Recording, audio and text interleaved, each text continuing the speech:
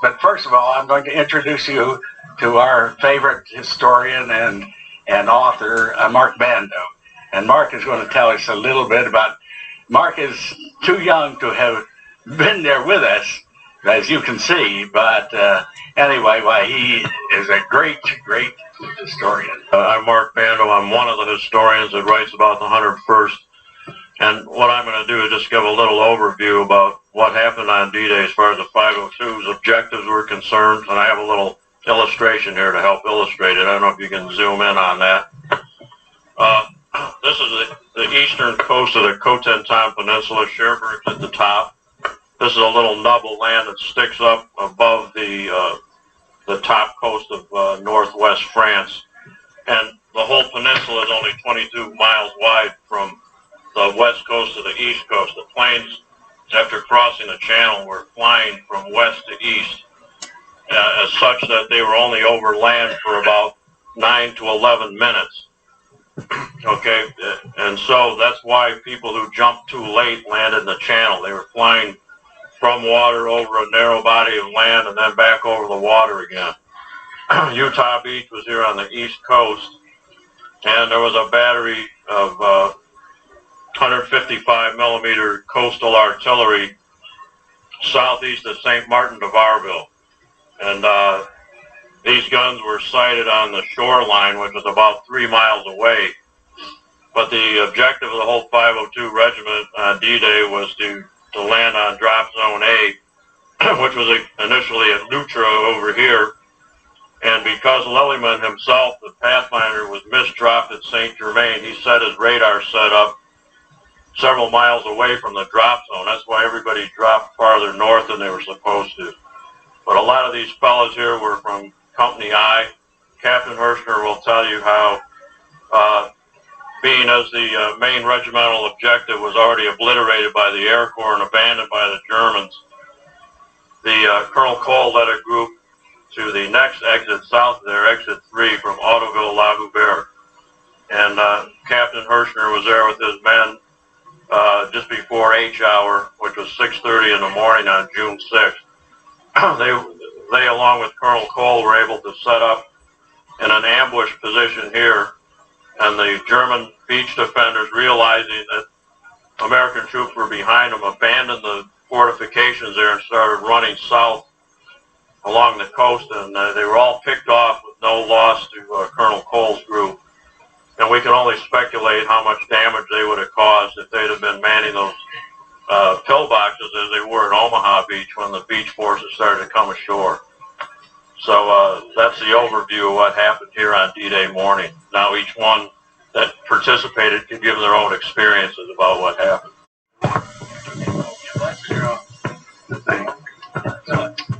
My name is Ralph Lucian Payne. I was born in Alexandria, Virginia, and stayed there up until recent times. I presently live in Newmarket, Virginia, which is in the Shenandoah Valley. And I've been invited to this talkathon to tell one thing, and I'll try to keep it to a minimum. Well, before D-Day, I got a new assignment. I was to take in 8 jeeps and 15 men to hit Utah Beach. And we got on a Navy ship with all our equipment and everything. And before we got on, though, we patched up all the jeep apertures with beeswax because they told us they were going to put us out in 8 feet of water because the ships couldn't get any closer for fear of bombs and things like that. Well, fortunately, they had Utah Beach landing about 2,000 feet off course, according to the historians. And in the meantime, they had 4 big guns the Germans had, and E Company 506 was assigned to those guns. You heard about the Band of Brothers. Well, the Band of Brothers took out those guns, so when Ralph Payne and his 15 men and 8 jeeps hit that beach, all we got had 1 artillery piece firing on the beach. And only casualty was my pants. My pants were wet. I hit the beach, and the artillery went off close to me, and a piece of shrapnel went through the pants, and left a scratch on my body. The real part of my body. Well, anyhow, there were two brave men. I think nobody's ever mentioned these men before for recording. There were two brave men who were on that beach as part of the beach detail, which was led by Tim Tamarino, who was a Redskin football player and coach later. And these two men were CBs on bulldozers, and anything that got on that beach and stalled, they were supposed to get off. And two of my Jeeps stalled, and they pushed them up out of the water, and we got one of them to run, and we had to abandon the other and put it in a hole and till we could come back and get it. But by that time, you just heard how the colonel and his men took care of things so that we could make an easier landing. But between him and the E-506, the 4th Division, who followed us, suffered only 20 casualties all day, 20 deaths all day, and about 650 wounded. So they did a great job, and the 4th Division was about 18,000 people, I understand. But nevertheless, my job then was to be assistant supply officers, getting ammunition for the people who were doing the real fighting. And then later on, they told me to look for snipers. And then later on, I was put up closer to the colonel. Now, if any lieutenant has ever been close to the colonel, he's glad to do anything to get away from the colonel in combat. And so I volunteered to lead a patrol to go behind the German lines to find out what they were doing up on the road to St. Lo. And so General McAuliffe and General Taylor and the G2 were briefing themselves on what they wanted to do. Well, apparently the G2 had never been on a patrol. So, and he was wondering why that Lieutenant Payne was pouring out the water out of his canteen and putting Calvados in it. So I explained to him, I said, I've got these pills, halazone tablets. I can purify water, but I don't know of any distillery but behind the German line. So he thought I was crazy. But anyhow, he told us that we wanted to go from Carentan to Palmyra, which was about 13 miles, as I remember correctly, and see what the Germans were doing and come back. Well, his idea was to put on civilian clothes and pose as Frenchmen. I said, yeah, that's a good way to get shot dead right on the spot. And he said, what you going to do? I said, I'm going to do like this, like I am in my jumpsuit. We'll put on my black face, and we're going to do it that way. So we waited till dark, and we're supposed to cross the river. And you know that they had no GI boats for us on that trip. So we stole a boat from some Frenchmen. It was a little skiff about 14 feet long. And the people with me at that time were David Bernet, who was from Alsace-Lorraine. He was a Jew who had escaped early and gone to New York and joined the army. And he was the interpreter for the division. And they didn't want him to go, but since I explained I was important to my mother, as he was to the G2, they let him go. And he was begging to go because he wanted to get back at the Germans and do whatever he could. Well, the other one was Private Jones from the 2nd Battalion. Well, we got the boat, and when it got dark enough, we crossed the river. But we had a plan, and I don't know whether it was a good plan or not. At 12 o'clock at night, General McAuliffe's artillery was supposed to lay down a barrage about 50 yards wide in this woods. And we figured that any living soul in there would be hiding or killed by this barrage, and we were supposed to run through the behind the barrage until we could get to open land. Well, fortunately for all of us, I sent one man around. I told him we were well versed on what we were going to do, and I sent Jones around, and Jones went the other way around this pivot place, and but the Germans found him, and he got wounded in a knife fight, but went on back safely. So I left two of us, Bernay and Payne. So we got out the boat, sneaked up real quietly, and we stopped at some bushes. It was about 11:45, and we were waiting for the artillery. Well, before the artillery got there, some Germans were talking to one another. And I guess the head honcho was a sergeant. Well, he leaned over this bush where we were hiding. Well, actually, when he leaned over the bush, my submachine gun was pointed right at him. And he had brass buttons. And to keep from making noise with the brass buttons, I had to keep my machine gun back. And he kept looking around and opened the bushes and everything, but fortunately, he didn't see us. And Bernay was right with me, just like this gentleman is. And the German sergeant turned around and told a private, don't cough, nervous, didn't do it, a few other things, and which Bernay explained to me later on, because we weren't talking much then. Then the artillery came in. Man, it was a beautiful artillery. That artillery came in just as planned at 12 o'clock exactly. But the Germans already found us. We weren't hiding from anybody. So we sneaked back down off the landing where we were.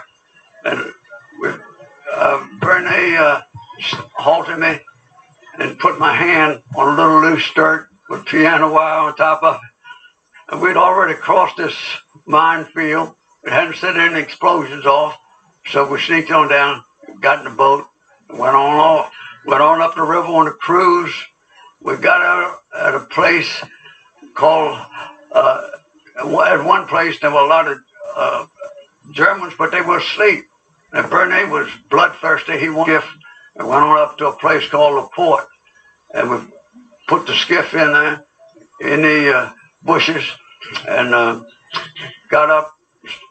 And in about 10 minutes, we were in a little pocket of families, and we found an open house.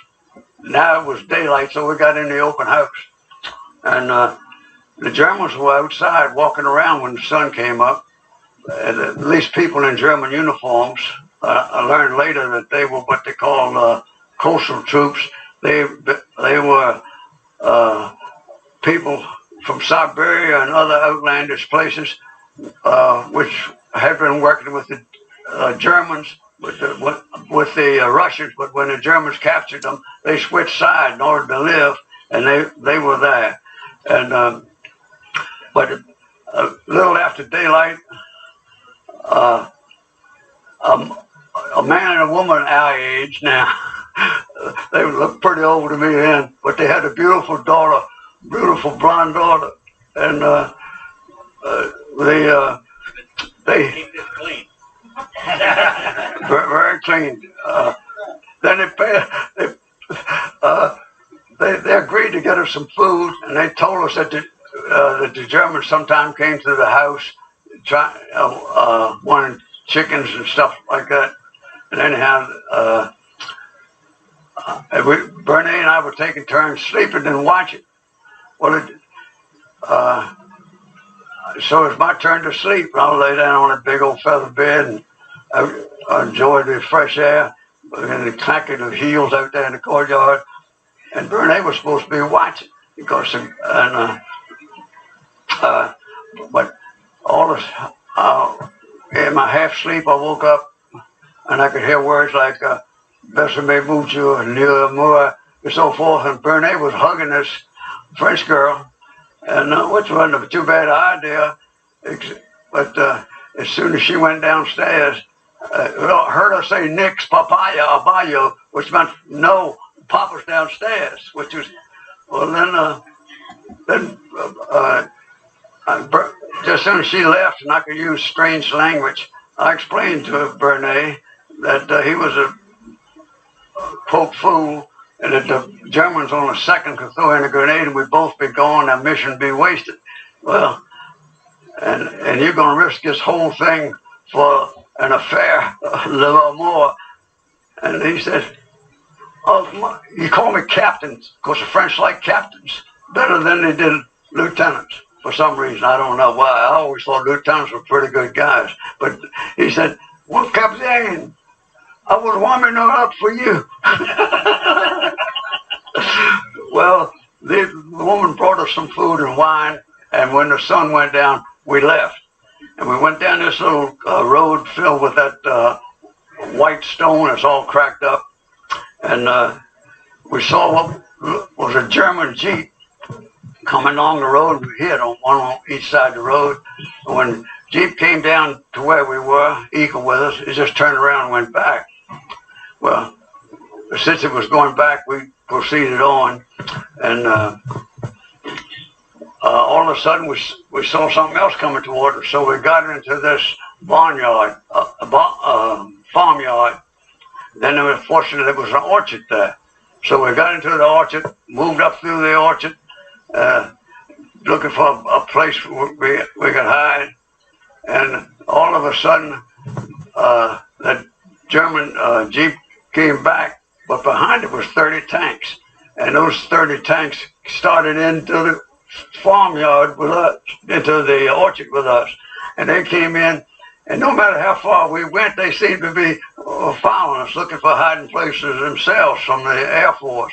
And we came back, we made a semicircle and got back on the road, got in some more bushes. Well, strange it would seem, the tank stopped right there. With the last tank in that row, stopped right in that bush. Well, one of the enlisted in that tank got out and wanted to urinate where we were. I don't know why everybody was poking things at us, but that was one of it. And that would have given us away again. And here this, the superior, probably a lieutenant, jumped all over this guy for leaving his tank and made him go back and do it on the tank. And so we got through that. And that's what Bernie said, Lieutenant, no, Captain, you always still go be Captain. What do you think about surrendering if it's necessary? I said, it's not going to be necessary. I said, what would they do to Jews in Germany if they caught you over your spine? He said, I'll take my chances. Well, he could talk himself out of anything, I thought, but I told him we're not going to take our chance. And so anyhow,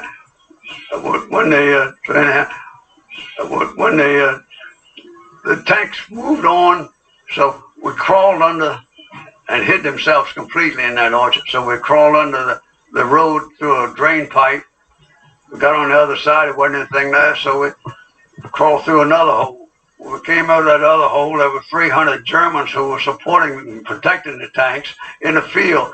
But you know how when we were in the field, got a rest, had time to get up and go, you're picking up equipment and everything. That's what they were doing. So we had on these wool knit caps, didn't have on our helmets, wool knit caps. So we pulled those wool knit caps on, pulled the flaps down a little bit, put our weapons upside down, and Bernie was speaking German. And he was, I had instructed him what to tell me, and he was calling me Dummkopf. You stupid, you can't do anything right, I have to do it myself. So he was point man walking through these Germans, and we bumped into them shoulder to shoulder, walked around and went on through all 300 of them and just kept on walking. And we got down to the road that we were supposed to get on, find out the score. And in a ditch. Next morning, Bernie went out and talked to somebody and found out that the town of Palmatier had a lot of action. He told us that there was 3,000 or so Germans in Palmatier headed our way. And we figured now that the Germans were expecting an assault, but these tanks were going to hit the flanks and paralyze the American advance. When I thought at that time it would be the 101st. But so found we decided to move away. But by the time the next night we started back and we went down another road, and we had to cross a canal, and Bernie was about 5'1" and 5'2", and he couldn't swim. So we decided to throw some heavy logs, you know, like those small telephone poles they had every place over there. And we tried to lay it in, but it was wet and slipped, went bang. And so we knew some Germans were a quarter of a mile away at the bridge, because we could hear them, somebody say halt, and the driver would say Sieg Heil, and the sentry would say Heil Hitler. Then all the Germans behind them were singing Europe today, tomorrow the world. But so I said, Bernie, throw some more in. I think we're working for them. So we threw some more in. So yeah, well, went on across the ditch. Then we went on down to a place which was closer to our boat. And we saw some people, and we asked them to hide us. The man didn't want to hide us, but we had 2 guns and they didn't have any. So we went on inside the house with them and got them to build a fire to warm us up, because we were wet from that canal. Then we explained that we wanted to see the French underground.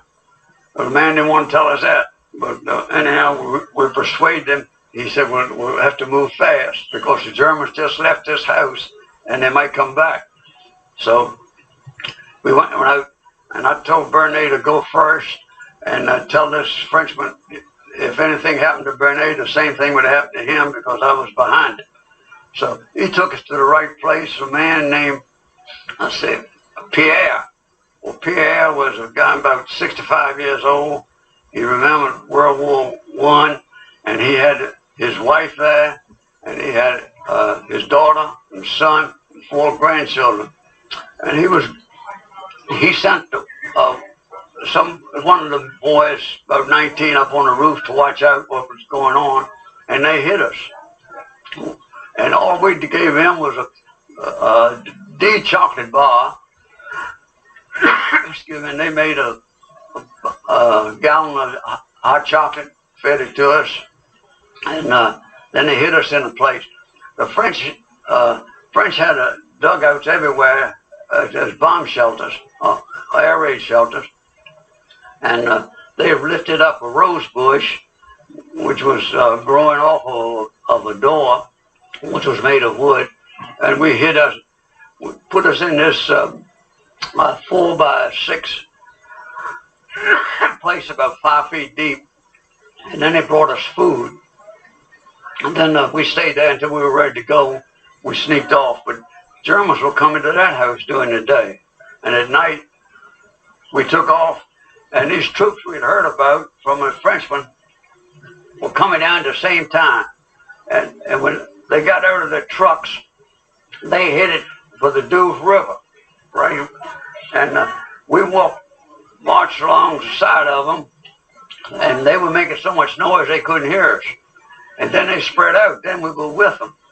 Then they started to run, and so we started to run, stay with them, and we broke off and got to our boat just by the grace of God. We found a boat in no time. We got in the boat and went on back down, started north by the North Star, and eventually we got back to the other side of the Douve River. And then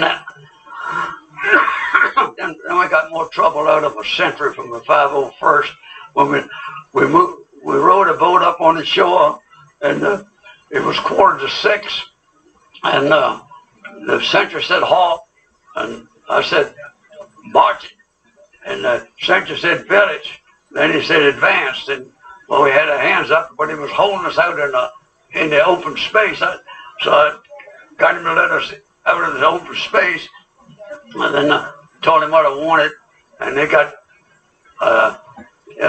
told me where the sergeant was in charge of that group, and he got me a Jeep and took me to General Taylor and McAuliffe and the G2. We gave him a report, and that same day those 30 tanks were bombed by the Air Force, and of course I talked to the pilot of the plane 3 days later, maybe 3 weeks later,